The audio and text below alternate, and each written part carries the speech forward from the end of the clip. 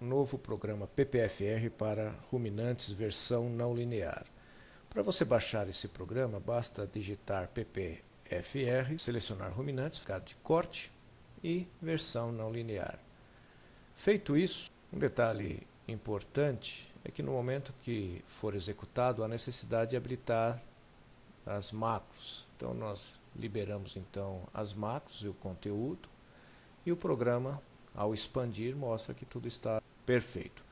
Outro detalhe importante, dependendo da situação, o teu solver não vai estar disponibilizado. Então, em suplementos, você tem que disponibilizar a ferramenta solver. Feito isso, ok, aí o programa fica totalmente habilitado para rodar. Ok. O que nós temos aqui de novo que só na versão não linear acaba suportando? Vamos começar aqui pelo consumo de matéria seca para esse animal. De onde sai esse 8,44? Vamos dar uma olhadinha nas exigências nutricionais de zebuínos, segundo Valadares e colaboradores. Observe que no primeiro capítulo, a definição mais importante que se tem é exatamente isso, o consumo de matéria seca, que vai aí afetar o desempenho animal.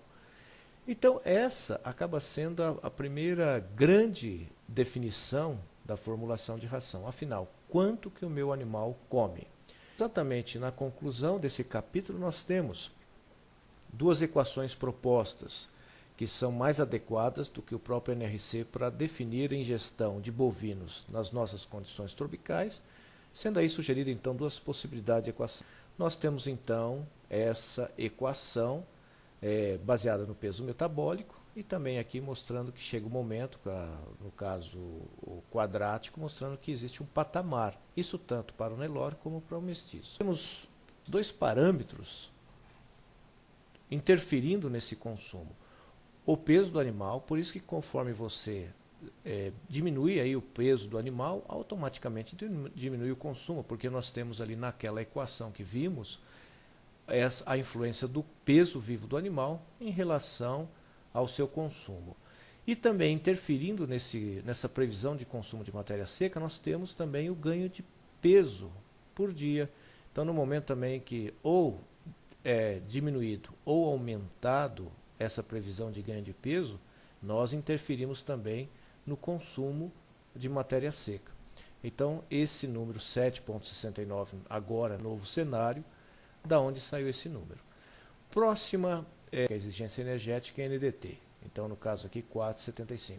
Eu vou padronizar aqui em 1 kg e vou voltar a 400 kg aqui do nosso animal, só para nós mantermos sempre a mesma referência. Então, nós temos aqui, então, nessa nova condição, uma exigência de NDT de 5,09. Novamente, de onde vem esse valor? Observamos que a exigência nutricional de energia para bovinos de corte, ela também é um item extremamente caro na nossa formulação, tendo uma importância muito grande essa definição pelo custo ou impacto que traz na nossa formulação.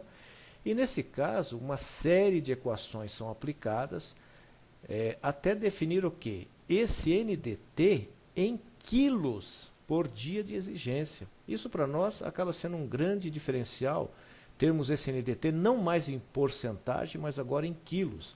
Isso permite uma formulação muito mais precisa. É claro que se você tiver um pouco mais de cuidado, você poderá observar aí toda essa sequência de cálculo e até chegar nesse valor então de 5,08. Para quem quiser mais detalhes, então seria interessante adquirir aí a literatura do Valadares para poder entender como é que se dá essa sequência de cálculo. De qualquer maneira, nós já temos esse valor calculado, o NDT então definido como 5,09 através daquelas fórmulas. Temos aqui também a definição da exigência de proteína bruta, também da onde sai esse valor. Novamente, voltando aqui na nossa apresentação, podemos ver que nós temos aí a definição também das exigências nutricionais para proteína. Novamente, uma sequência de equações, não?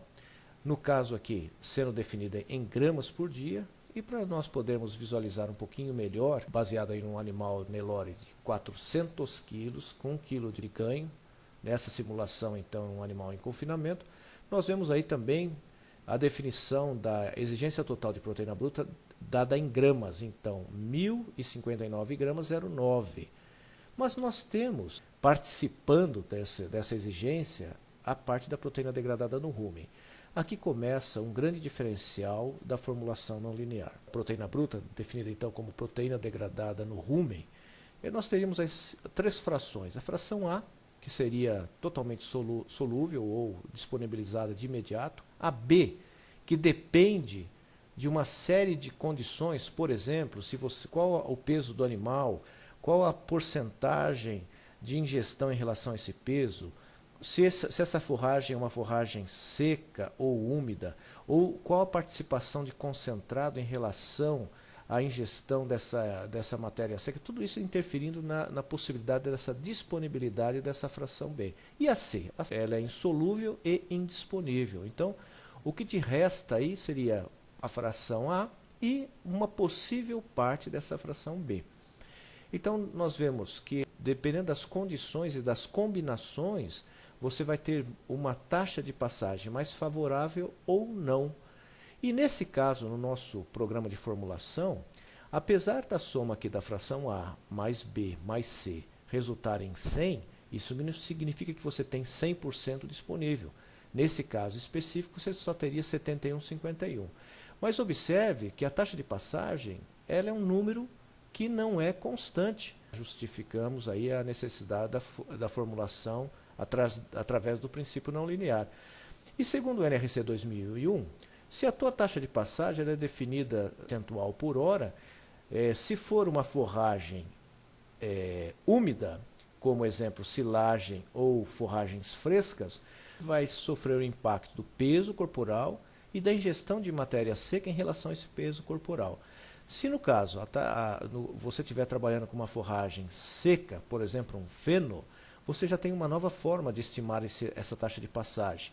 E ela sofre então essa taxa de passagem, que é percentual por hora, sofrendo o impacto então do peso do animal e, é claro, a ingestão de matéria seca em relação a esse peso, do X2, aqui o percentual de concentrado em relação à matéria seca ingerida e também a fibra detergente neutro em relação a esse percentual de matéria. Então, os 3 componentes dessa equação impactando a taxa de passagem. E por fim, se você tiver uma taxa de passagem em relação ao concentrado, você também tem o impacto do peso corporal em relação à ingestão de matéria seca em relação ao peso corporal.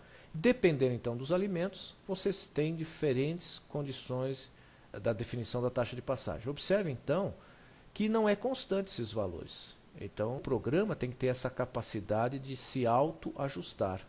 Para o quê? Para que no final nós possamos ter a definição da proteína degradada no rumen, sendo então a fração A mais a B, que é dependente então dessa taxa de passagem que se altera conforme essas novas combinações. E aí? E aí é claro que a partir do momento que você tem essa definição em porcentagem, automaticamente ela é rebatida aqui em gramas, porque é o que o animal vai ingerir, gramas de proteína degradada no rumen, no caso aqui vindo da alfafa. E é claro, com base nesse cálculo da proteína degradada no rumen. Esse se torna então um grande diferencial, que por sua vez é rebatido automaticamente no nosso programa. Então, a proteína degradada no rumen, que é utilizado pelo PPFR, ela não é fixo. Depende desses cenários, dessas combinações de alteração entre concentrado e volumosos. Então, nós temos aí esses candidatos à formulação definindo a nossa ração. E isso sim se torna um grande diferencial.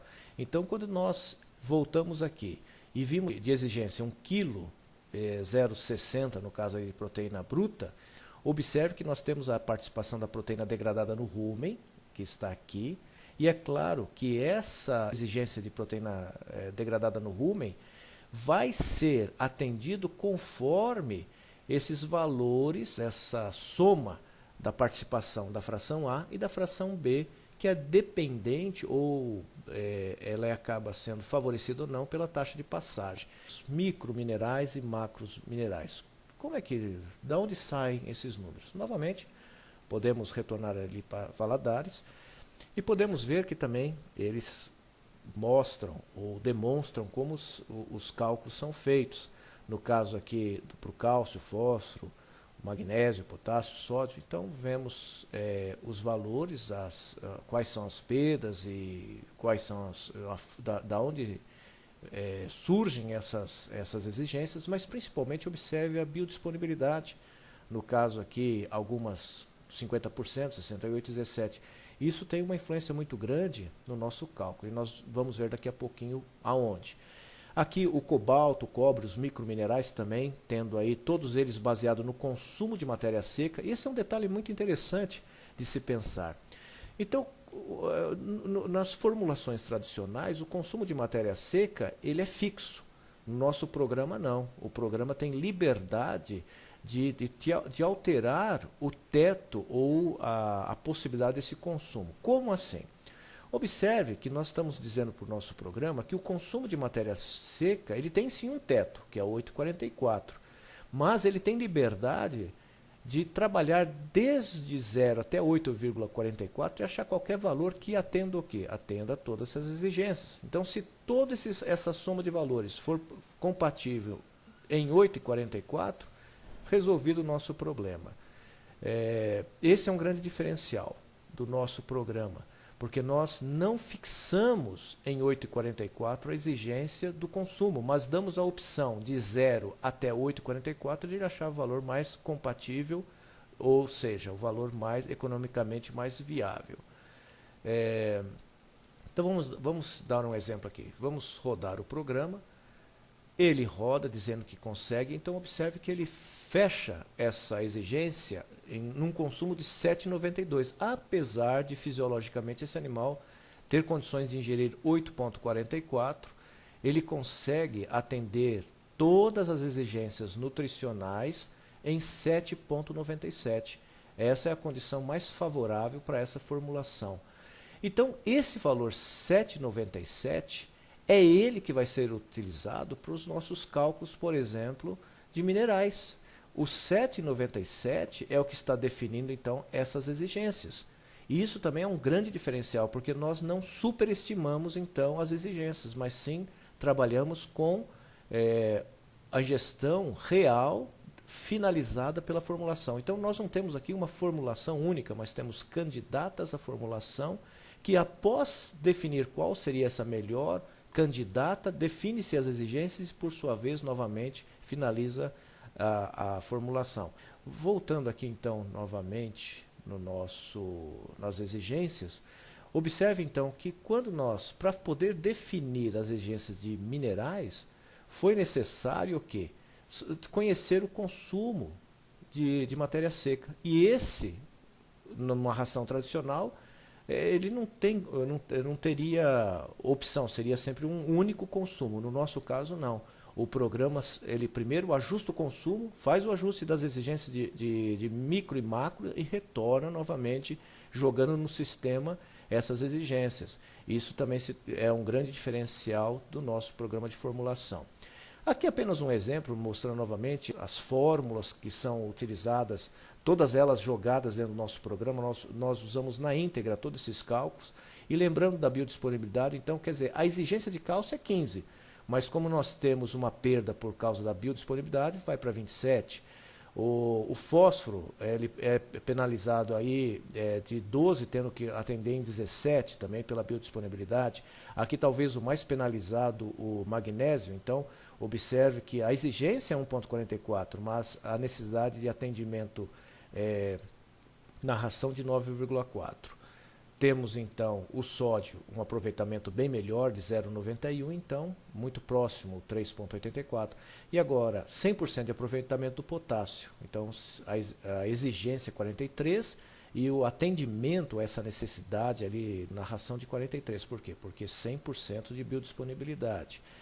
E aí nós temos um exemplo do cálcio, a variação da exigência. Observe que quando você altera o peso corporal do animal, essa exigência de cálcio não é alterada de uma forma tão expressiva, de 16 para 17, 17 novamente, 18, mas no momento que você altera a exigência de ganho diário de peso, aí sim, você vai de 16 para 38. Então o impacto da exigência em ganho de peso é muito maior do que a exigência do peso corporal. Isso também é válido para a exigência energética. Observe que variar aí de uma exigência de ganho de peso de 500 gramas por dia para 1,5 kg, você quase ou triplica, mais do que triplica aí a exigência em energia. Mas isso não acontece com a variação quando você dobra de peso de 150 para 300. Observe que você aumentou talvez aí em 50% a exigência e aqui você aumentou em 300%. Então realmente o impacto do ganho de peso muito superior ao impacto do peso corporal. Então essa acaba sendo uma variável que você tem que tomar muito cuidado. Então não basta chegar aqui e achar que se você alterar esse ganho de peso, ele traz um impacto muito maior sobre as suas exigências nutricionais do que simplesmente você alterar o peso do animal. Então, o impacto maior está aqui no ganho de peso. Então, muito cuidado com o ganho de peso desejado, porque ele acaba muitas vezes inviabilizando a tua formulação até em termos de retorno econômico. Então, muitas vezes você tem retorno econômico favorável fazendo o animal ganhar 1 quilo e de repente se você quiser ou exagerar nessa previsão de ganho de peso, passando para 1,2 kg, esse animal acaba se tornando inviável ali talvez no seu confinamento. Então, muito cuidado com a variação da exigência do ganho de peso, porque essa realmente acaba trazendo um impacto muito grande nas exigências, não só aí dos macro, micro, energia, proteína. Então, esse acaba sendo um item muito delicado na sua formulação. Dando continuidade então aqui nas tabelas, nós passamos agora na prática como fazer a formulação. Ok, então já vimos aí de onde surgem esses números.